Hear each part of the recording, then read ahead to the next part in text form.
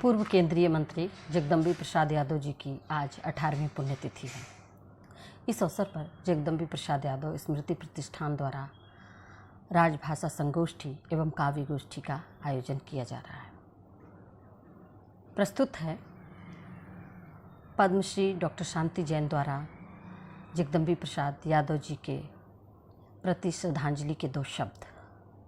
इस अवसर पर मैं बताती चलूं कि कार्यक्रम की अध्यक्षता अंतर्राष्ट्रीय हिंदी परिषद के अध्यक्ष तथा भारत सरकार के हिंदी सलाहकार समिति के सदस्य वीरेंद्र कुमार यादव जी ने कर रहे हैं तथा मुख्य अतिथि के रूप में डॉक्टर शांति जैन जी प्रस्तुत हैं और विषय प्रवर्तन संस्थान की महासचिव डॉक्टर श्रीमती अंशु माला जी इसकी अध्यक्षता कर रही हैं।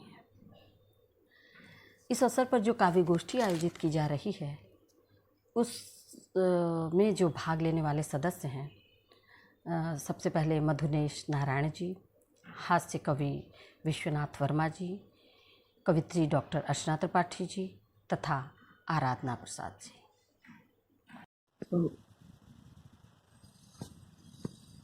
आज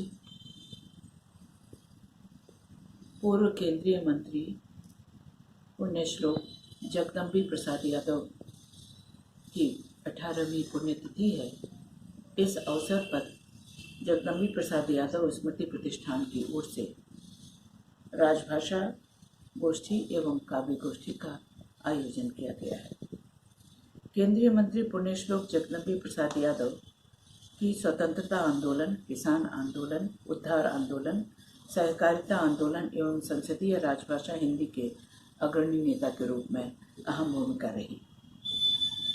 राष्ट्र सेवा में राष्ट्रभाषा सेवा के क्षेत्र में लोकमान्य तिलक, महात्मा गांधी, डॉक्टर राजेंद्र प्रसाद, राजर्षि पुरुषोत्तम दास टंडन, सेठ गोविंद दास, विनोबा भावे, काका कालेलकर, संपूर्णानंद, कमलापति त्रिपाठी, माखनलाल चतुर्वेदी, रामवृक्ष बेनीपुरी आदि की परंपरा में एक सार्थक नाम रहा है कीर्तिशेष जगदम्बी प्रसाद यादव का।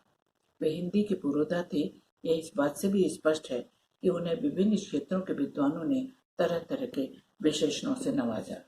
जगदम्बी बाबू लोकसभा, राज्यसभा के सदस्य होने के अतिरिक्त राज्य और केंद्र में मंत्री रहे, किंतु जहां भी रहे हिंदी के सजग प्रहरी रहे। वे न केवल अपने कामों में हिंदी का प्रयोग करते थे, अपितु अपने सहयोगियों, अनुयायियों और अधीनस्थों को भी हिंदी में काम करने के लिए प्रेरित करते थे। इस संदर्भ में उन्होंने विदेशों में भी अपनी ऐसी छवि बनाई जहां उन्होंने हिंदी को प्राथमिकता और सम्मान देने के विषय में कभी समझौता नहीं किया।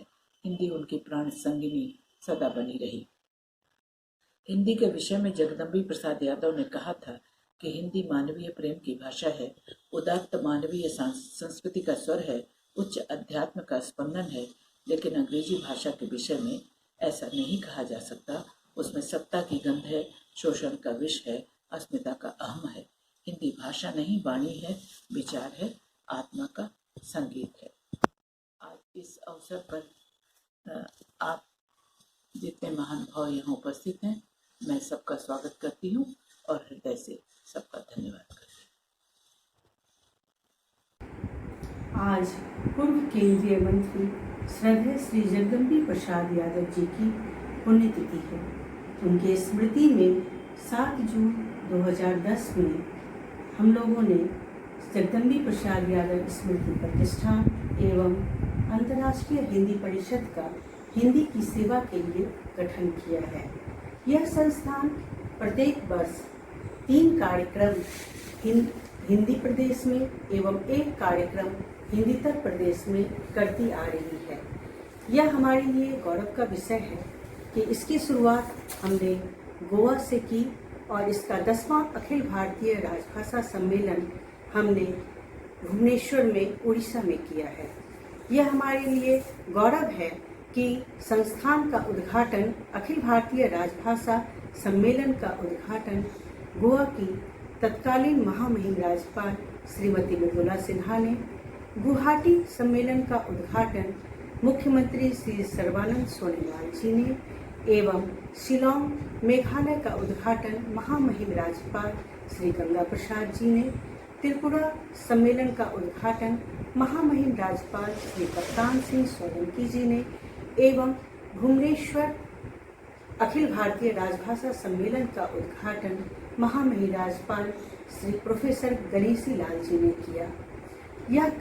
यह संस्थान हिंदीतर प्रदेशों में सरकारी अधिकारियों एवं कर्मचारियों के लिए हिंदी कार्यशाला का आयोजन करती है एवं प्रत्येक वर्ष हिंदीतर प्रदेशों में उन प्रदेशों के 5 साहित्यकारों को संस्थान सम्मानित भी करती आ रही है। यह हिंदी की सेवा के लिए यह संस्थान सदैव कार्य करती आएगी और इसके लिए आप सभी की शुभकामनाओं की आवश्यकता है।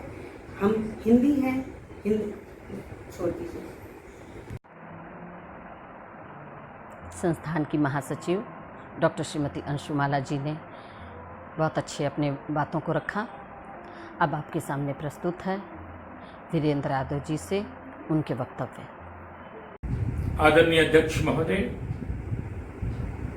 और इस सभा में जुड़े हुए मुख्य अतिथि पद्मश्री डॉक्टर शांति जैन जी, संस्थान की महासचिव डॉक्टर अंशुमाला जी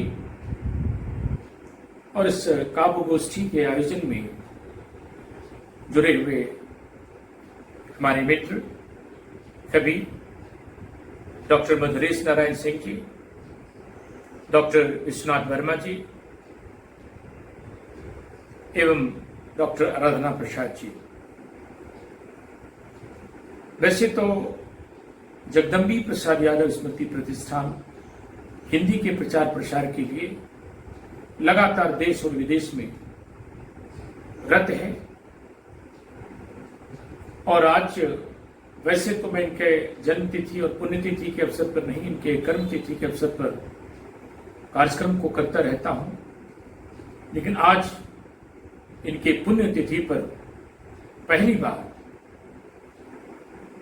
लॉकडाउन के कारण, पूर्णबंदी के कारण कार्यक्रम दूर से करना पड़ रहा है।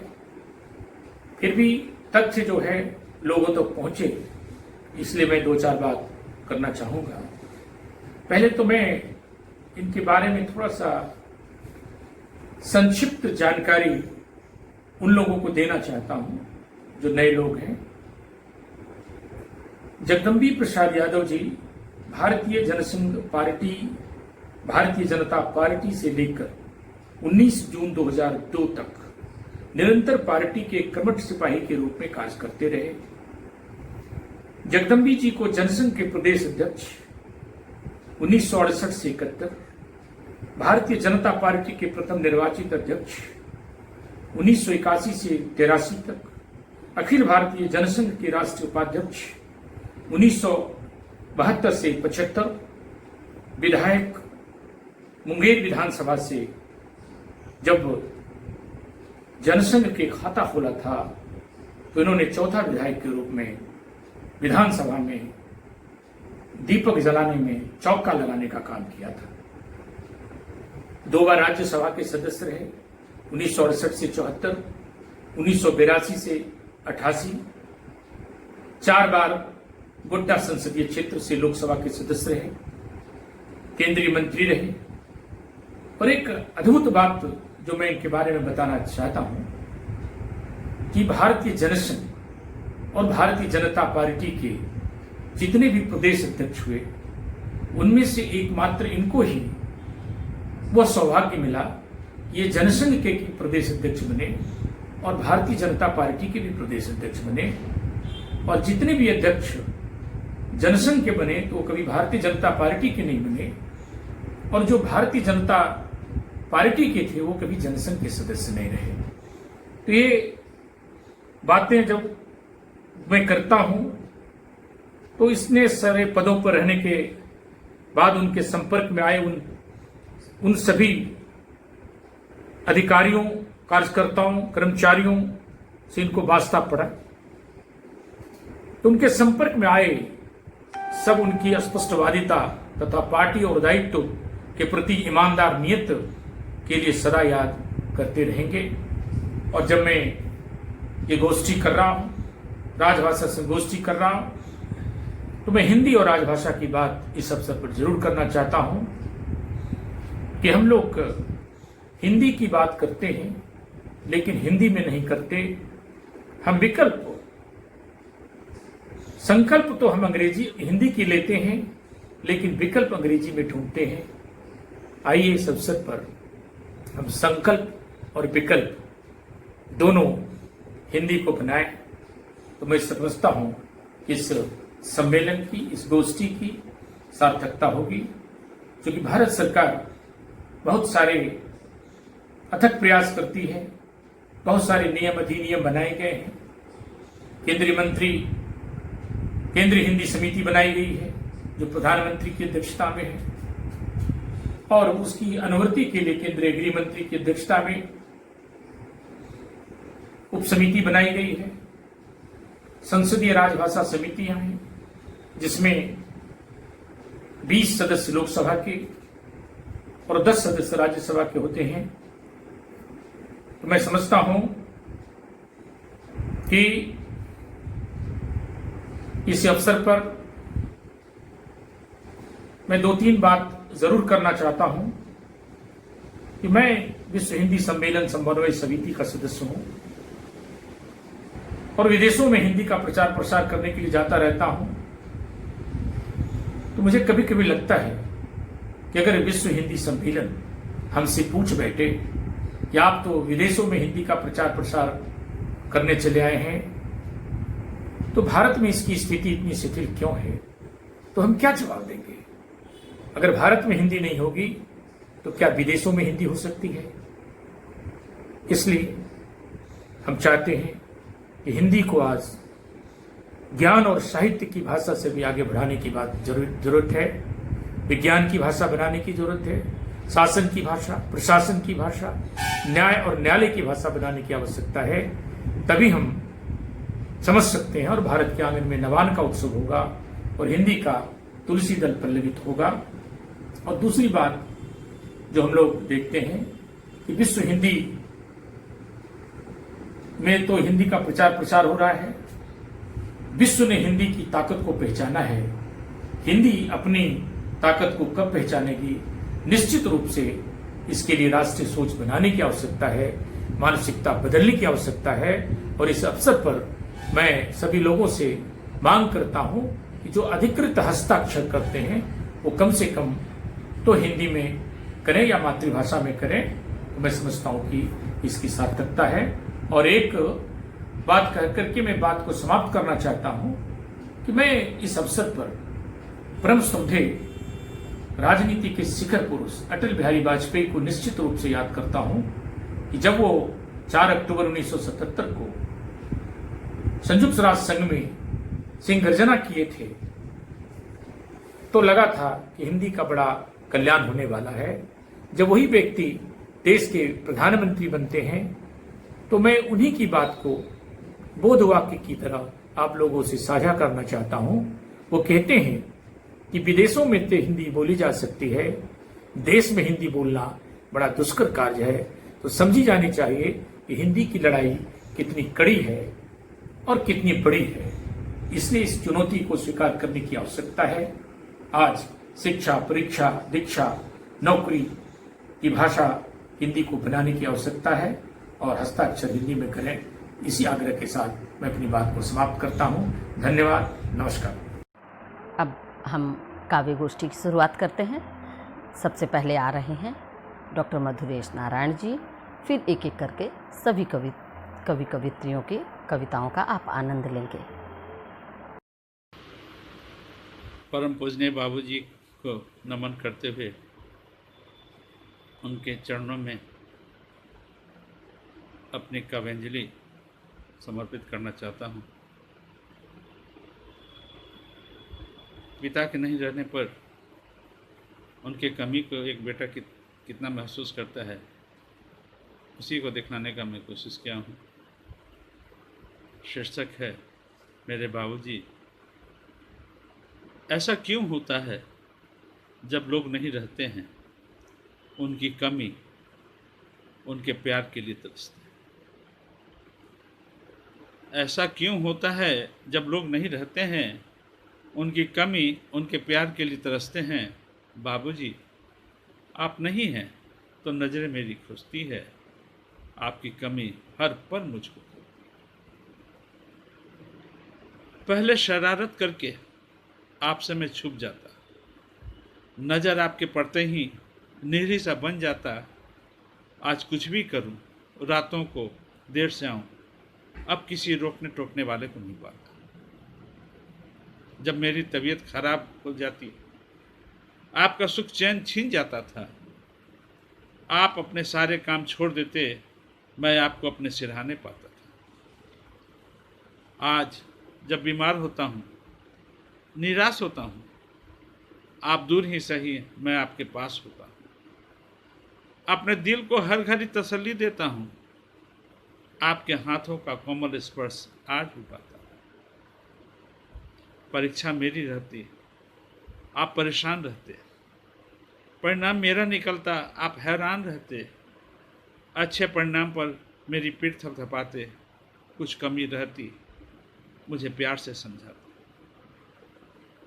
आज नौकरी में पदोन्नति पाता हूँ तो आपको मेरी निगाहें हर ओर खोजती है।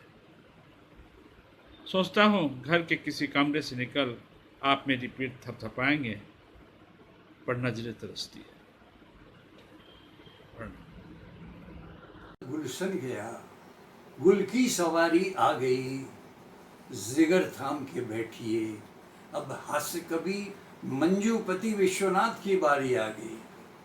बात पुरानी है, अपने देश को इंटरनेशनल कंपटीशन में एक गोल्ड मेडल मिला था, और वो भी महिला कबड्डी में।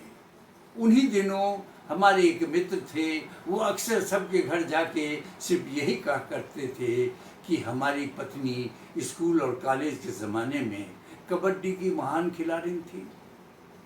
वो लोगों को कहते कहते मेरे घर भी पहुँचे, बोले वर्मा जी आपको मालूम है मेरी पत्नी स्कूल और कॉलेज के ज़माने में कबड्डी की महान खिलाड़ी थी। हमने कहा भाई साहब थी क्यों लगाते हैं, खिलाड़ी तो वो अब भी हैं, फर्क सिर्फ इतना है पहले खुले मैदान में खेलती थी, अब बंद कमरे में खेलती। तो कबड्डी के उसी महान खिलाड़ी के पति का मैंने इंटरव्यू लिया और उनसे पूछ लिया कोई घटना सुनाइए, अजी कोई घटना सुनाइए अपने पत्नी के खेल जीवन की। वो बोले घटना नहीं दुर्घटना कहिए, अजी घटना नहीं दुर्घटना कहिए, वो भी शादी के पहले दिन की। शयन कक्ष में उनके इंतजार में ये बजा रहे थे हारमोनियम बाजा कि पत्नी मेरे आजा, कम से कम मुखड़ा तो दिखा जा। कि अचानक भड़ाक से खुला दरवाजा, घर के लोग जाग गए। वो डूडू डूडू डूडू डूडू डूडू डूडू डूडू डूडू डूडू डूडू डूडू डूडू करते आई, इन्हें छुआ और भाग गई। इससे बड़ी दुर्घटना और क्या हो सकती है। धन्यवाद। पिछले दिनों घर में रहते हुए भी सुकून नहीं था। उसी सुकून की तलाश में मेरी कविता का शीर्षक ही है सुकून। नित्य मिलना तुम्हारा कुछ इस कदर, बदली से आतप का चमकना। नित्य मिलना तुम्हारा कुछ इस कदर, बदली से आतप का चमकना। मेघों के मध्य चांदनी का छिटकना, छिटक कर पुनः मेघों में सिमटना, छिटक कर पुनः मेघों में सिमटना।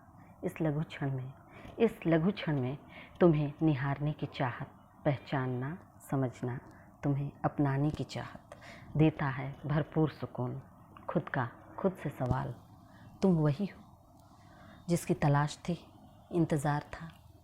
मंद मुस्काता वह रुख तुम्हारा, पुनः देता ऐसा सुकून।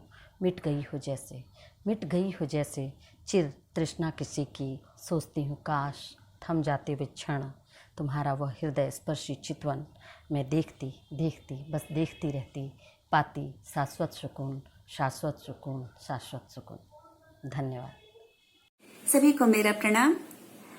आज श्री जगदम्बी प्रसाद यादव जी की पुण्य तिथि पर उन्हें शत नमन करते हुए मैं आप सभी के समक्ष एक गीत प्रस्तुत करने जा रही हूँ। मैंने बन आसमान पर छा जाओ ओ मेरे साजन, मैंने बन आसमान पर छा जाओ ओ मेरे साजन, रिम झिम नीर सुधारस बरसाओ मेरे साजन, रिम झिम प्रेम सुधारस बरसाओ ओ मेरे साजन। एक बात बतला दो तुम ही, मन को इतना क्यों भाते हो, अपने मन के अंत से इतना प्यार कहाँ से तुम लाते हो, ये रहस्य ये भेद हमें भी बतलाओ मेरे साजन, ये रहस्य ये भेद मुझे भी बतलाओ मेरे साजन, रिम झिम नीर सुधारस बरसाओ मेरे साजन। सुबह सवेरे सूरज बनकर स्वर्णिम रूप ले आते हो, सुबह सवेरे सूरज बनकर स्वर्णिम रूप ले आते हो, छन छन पेड़ों के झुरमुट से पाकर मुझको इतराते हो, किरणों की चुनर भी अब पहन। अब कार्यक्रम का समापन है। आज के इस अच्छे कार्यक्रम के लिए सभी का बहुत धन्यवाद और मैं आपसे इजाज़त लेती हूँ। बहुत बहुत धन्यवाद।